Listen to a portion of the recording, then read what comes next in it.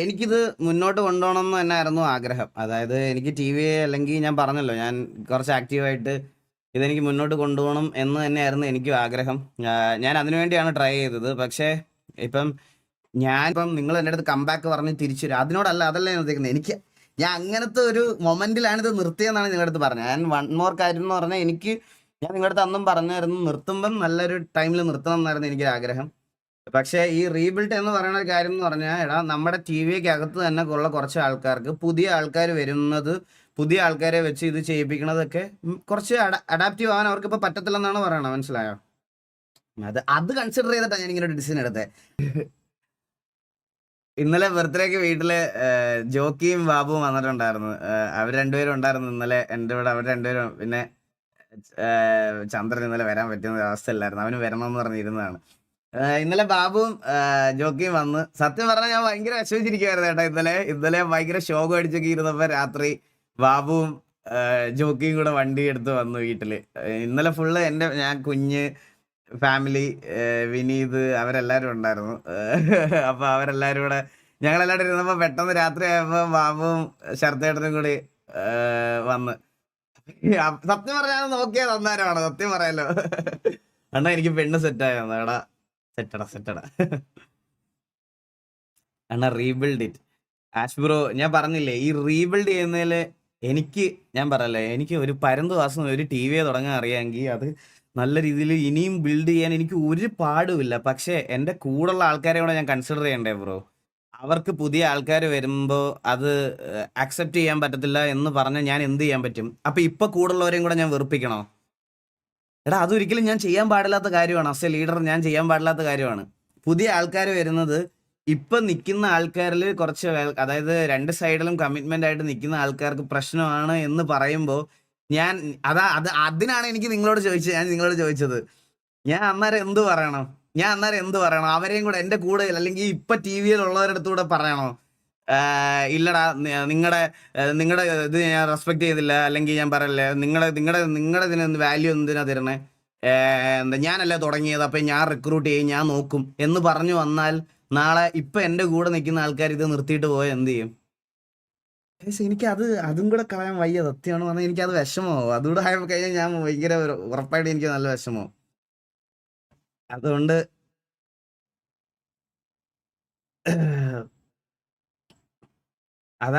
അത് മാത്രമേ ഉള്ളൂ എനിക്ക് വിഷമം. അല്ലെങ്കിൽ ഞാനിത് എങ്ങനെയാലും തുടങ്ങിയേനെ. ഞാൻ അവരെ ഇനിയിപ്പം ഞാൻ പറഞ്ഞല്ലോ ബ്രോ, എനിക്ക് അതിൽ വരാൻ താല്പര്യമുള്ള എനിക്ക് കുറച്ച് താല്പര്യമില്ലാത്ത കുറച്ച് ആൾക്കാരുണ്ട്. അവരെ എനിക്ക് എന്തായാലും ഇതിനകത്തോട്ട് കൊണ്ടുവരാൻ എനിക്ക് താല്പര്യമില്ല. ബാക്കിയുള്ളവർ വരുന്നെങ്കിൽ വരാം, അതൊക്കെ അവരുടെ ഇഷ്ടമാണ്. പക്ഷേ എനിക്ക് അവരുടെ ഓരോരുത്തരെയും പറഞ്ഞ് ഹേറ്റ് ഇതാക്കാനൊന്നും താല്പര്യമില്ല. അവർക്ക് അവരുടേതായിട്ടുള്ള വഴിയുണ്ട്, അവർക്ക് അവരുടേതായിട്ടുള്ള ഇതുണ്ട്. സോ അവരവരുടെ വഴിക്ക് പൊക്കോട്ടെ. അവരെ ഉപദ്രവിക്കാൻ നമ്മുടെ സൈഡിൽ നിന്നും ആരും പോകണ്ട. എനിക്ക് അവിടുത്തെ ആൾക്കാരുടെ ഉപദ്രവവും അതൊന്നും എനിക്കും വേണ്ട. എനിക്ക് അതിനോടും താല്പര്യമില്ല. സോ അതെനിക്കൊന്ന് പറയണമെന്നുണ്ടായിരുന്നു ഗൈസ്. എനിക്ക് അങ്ങനെ ഞാൻ സത്യം പറഞ്ഞാൽ ഇത്രയും ദിവസം ലൈവ് വരാതിരുന്നത് ലൈവ് വരാതിരുന്നതെന്ന് പറഞ്ഞാൽ ഗൈസ്, ഇപ്പം എന്തെങ്കിലും ഒരു കോൺട്രവേഴ്സി ഉണ്ടാകുമ്പോൾ എന്തെങ്കിലും ഒരു ലൈവ് ഇട്ടാലേ ഉടനെ എല്ലാവന്മാരും പറയും ഫോർച്യൂണർ മേടിക്കാനാണ്, അണ്ടി മേടിക്കാനാണ്. ഇവിടെ ഉള്ള അണ്ടി എടുക്കാൻ സമയമില്ല. അപ്പം എനിക്ക് ഫോർച്യൂണർ ഗുണ മേടിക്കാൻ. അത് 2 ദിവസം ഇതിനെപ്പറ്റി സംസാരിച്ചപ്പോൾ തന്നെ അത് കേട്ടോണ്ടാണ് ഞാൻ എൻ്റെ ലൈവേ ഞാൻ നിർത്തിയത്. സത്യം പറയാലോ ഗൈസ്, ലൈവ് മൊത്തത്തിൽ ഞാൻ നിർത്തിയത് അതുകൊണ്ടാണ്. ഞാൻ ഇങ്ങനെ ഒരു സമയം കഴിഞ്ഞു പോട്ടെ, എല്ലാം കഴിഞ്ഞൊന്ന് ഓക്കെ ആവട്ടെ എന്ന് വിചാരിച്ചുകൊണ്ട് മാത്രമാണ് ഞാൻ ഇത്രയും ദിവസം ലൈവ് ഇടാതെ വെയിറ്റ് ചെയ്ത് തന്നത്. കാരണം അതാണ് റൈറ്റ് എന്ന് തോന്നി ഗൈസ്. സത്യമായിട്ട് അതാണ് റൈറ്റ്. അല്ലെങ്കിൽ ഈ സമയത്ത് ഇങ്ങനെ വന്ന് ലൈവ് ഇട്ടിട്ട് ലൈക്ക് അങ്ങോട്ടും ഇങ്ങോട്ടും കുറ്റം പറഞ്ഞ് രണ്ടിടത്തും ഇവിടെ പറയുന്നത് എന്താണ് അവിടെ പറയുന്നത് എന്താണ് കേൾക്കാൻ പോയി അത് വേഴ്സ് ആവും. മനസ്സിലായോ? അതിനോട് എനിക്ക് താല്പര്യം ഇല്ലാത്തതുകൊണ്ടാണ് ഇത്രയും ദിവസം ലൈവ് ഇടാതിരുന്നത്, വേറെ ഒന്നും കൊണ്ടല്ല. ബാക്ക് ടു BGMIയോ? അയ്യോ, അതെന്തിനു പറച്ചില്ല നിങ്ങളൊക്കെ? BGMI കളിക്കാൻ എന്നോട് BGMI കളിക്കണോ ഞാനിനി? ഇവിടെ കണ്ണു പോലും കാണത്തില്ലടാ എനിക്ക്. സ്വർണം മ്യൂസിക് ബാൻഡ് ഒന്ന് ഫോളോ ചെയ്യുവോ? സ്വർണം മ്യൂസിക് ബാൻഡ് എൻ്റെ ഒരു മ്യൂസിക് ബാൻഡ് ഉണ്ട് കണ്ണ, ജി ലൈവ്. അത് പറഞ്ഞിട്ട് പോലും ഇവന്മാര് ഫോളോ ചെയ്തിട്ടില്ല ഇതുവരെ. അതിന് മൊത്തം ഫോളോവേഴ്സ് ഈ ലൈവ് കാണുന്ന ആൾക്കാരൊക്കെ താഴെയാണ്.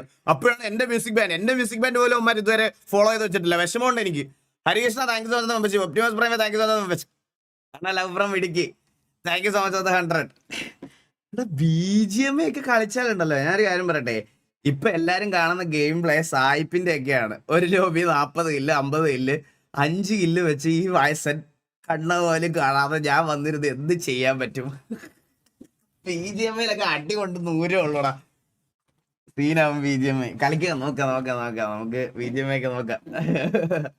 BGMA ഒക്കെ കളിക്കാം ഗൈസ്, BGMA ഒക്കെ കളിക്കാം. ഞാനൊരു കാര്യം പറയണമെന്ന് വെച്ചാൽ ഗൈസ്, ഞാൻ എന്തായാലും RP കളിക്കും ഫോർ ഷുവർ. ഞാൻ എന്തായാലും RP കളിക്കുന്നില്ല എന്നുള്ളത് ഞാൻ അതിൽ പ്രത്യേകം എഴുതി വെച്ചിട്ടുണ്ട്. ഗ്യാങ് RP എന്നുള്ളൊരു സാധനമാണ് ഞാൻ നിർത്തിയത് എന്ന് പറയണത്. കാരണം എനിക്കത് അങ്ങനെ മുന്നോട്ട് കൊണ്ടുപോകണ്ട. ബാക്കി TVയിലുള്ള പിള്ളേരുടെ ഇതൊന്നും കാര്യങ്ങളൊന്നും ഞാൻ ഇതുവരെ ചോദിച്ചില്ല, അവരുടെ തീരുമാനം എന്താണെന്ന്. ഞാൻ എന്തായാലും RP കളിക്കും. RP കളിക്കാതിരിക്കത്തില്ല. RP എന്തായാലും കളിക്കും. ആൻഡ് അതുപോലെ ഞാൻ മറ്റേ വേലായുധൻ ക്യാരക്ടർ എക്സ്ലാൻഡിസിൽ പോലീസ് ഇതിൽ കളിക്കുന്നുണ്ട്. ആൻഡ് സിറ്റിസൺ ആയിട്ട് പരന്തുവാസ് എന്ന് പറയുന്ന ക്യാരക്ടറും കളിക്കുന്നുണ്ടാവും. അതെന്തായാലും ഞാൻ അങ്ങനെ തന്നെ കണ്ടിന്യൂ ചെയ്യാനുള്ള പരിപാടിയാണ്. അല്ലാതെ കംപ്ലീറ്റ് ആയിട്ട് എനിക്ക് അങ്ങനെ ഞാൻ നിർത്തി പോകത്തില്ല. കാരണം അങ്ങനെ നിർത്തി പോകേണ്ട ആവശ്യമുള്ളതായിട്ട് എനിക്ക് തോന്നിയിട്ടില്ല. ഞാൻ എന്തായാലും RP കളിക്കും. അതുപോലെ വേലായുധൻ എന്ന് പറയുന്ന ക്യാരക്ടർ ഞാൻ ഈ സിറ്റിയിൽ എന്തായാലും കളിക്കുന്നതായിരിക്കും. സോ അതെന്തായാലും ഞാൻ നിർത്തത്തില്ല.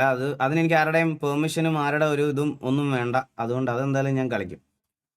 PLD Kakkachi thank you so much 40 50 dinner channel എടുക്കണം. ഇപ്പൊ അതാണ് ട്രെൻഡ്.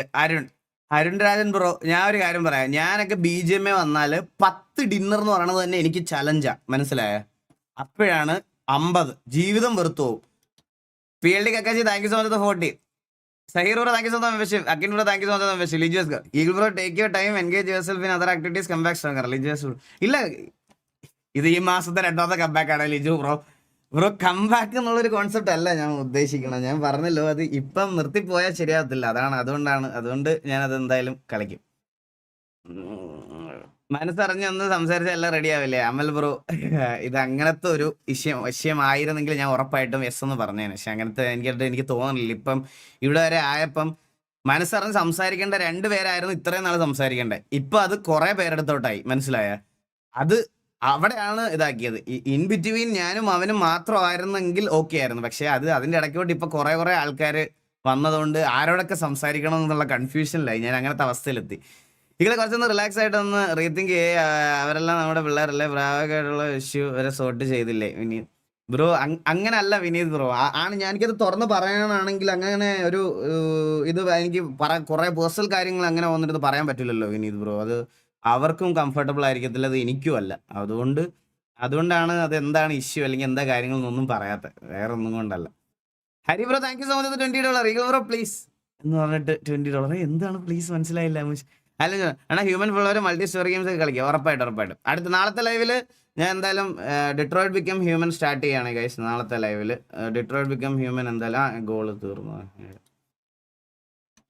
നാളത്തെ ലൈവിൽ എന്തായാലും ഓൾ ക്ലാസ് നാളത്തെ ലൈവിൽ ഡിട്രോയിറ്റ് ബിക്കം ഹ്യൂമൻ എന്തായാലും സ്റ്റാർട്ട് ചെയ്യണം. അപ്പൊ എല്ലാവർക്കും വെൽക്കം സെയിം. കുറച്ച് പ്രശ്നമാണ്. Vortex welcome same.